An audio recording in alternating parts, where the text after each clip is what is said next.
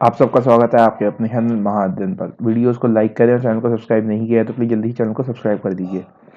आज हम करने जा रहे हैं 6th क्लास की worksheet number 23।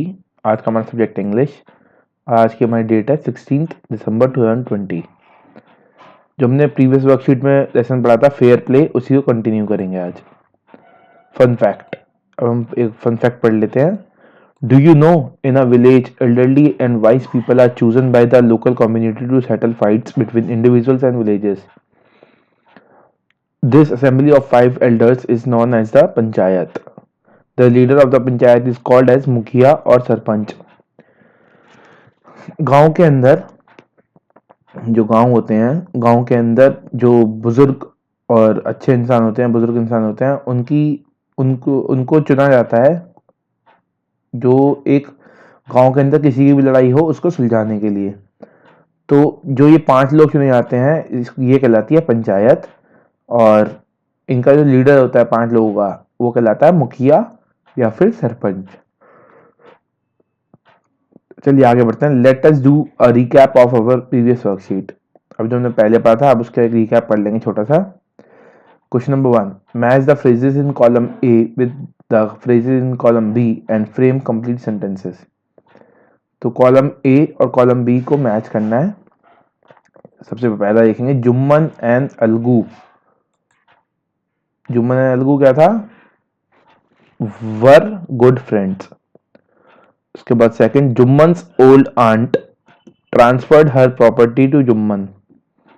After a couple of years Jumman and his family were tired of the old aunt. Jumman wife grudge even the little food that the old lady ate every day. Jumman's aunt swallowed the food with the insults for a few months. ये इसके answer हैं। आगे बढ़ेंगे। अब हमारे को जो हमने प्रीवियस वर्कशीट में स्टोरी पढ़ी थी उसी के आगे स्टोरी दी गई है। प्रीवियस वर्कशीट में थोड़ा सा रिकैप कर लेते हैं। जुम्मन और अलगू दोनों दोस्त थे और दोनों बहुत अच्छे थे, और दोनों में से कोई भी अगर बाहर जाता था तो दूसरा जो भी गांव में रहता था वो दूसरे इंसान की फैमिली को संभालता था। और जुम्मन की जो आंटी थी, बुढ़िया आंटी थी एक, उन्होंने अपनी सारी प्रॉपर्टी जुम्मन के नाम कर दी थी। और जुम्मन जो है जुम्मन और उसकी वाइफ कुछ सालों तक तो जो बुढ़िया अम्मा थी, बुढ़िया आंटी थी, उनको खाना देते रहे, और उसके बाद उनको भी दिक्कत होने लग गई खाना देने में। तो चलिए उससे आगे पढ़ेंगे। One day she spoke to Jumman. My son, it is now obvious that I am not wanted in your house. Kindly give me a monthly allowance so that I can set up a separate kitchen. एक दिन जो old lady थी उन्होंने जुम्मन से कहा, my son मतलब बेटा, it is now obvious that I am not wanted, कि बेटा अब मैं तुम्हारे घर में तुम्हारे घर में कोई ज़रूरत नहीं है, तुम मुझे महीने के हिसाब से पैसे दे दिया करो, मैं अपनी एक अलग किचन बना लूंगी। My wife knows best how to run the house. Be patient, said Jumman shamelessly. जो जुम्मन था उसने कहा कि मेरी वाइफ को पता है कि घर कैसे चलाया जाता है, आप आराम से बैठिए। और ये जुम्मन ने कहा शेमलेसली, ओके मतलब बिना किसी शर्म के। This made his aunt very angry and she decided to take her case to the village panchayat. ये सुन के उसकी जो आंटी थी उसको गुस्सा आ गया और उन्होंने फैसला लिया कि ये जो केस है ये पंचायत में लेकर जाऊंगी मैं। For many days the old lady was seen talking to the villagers, explaining her case and seeking their support. Some sympathized with her, others laughed at her, and few others advised her to make it up with her nephew and his wife. बहुत दिनों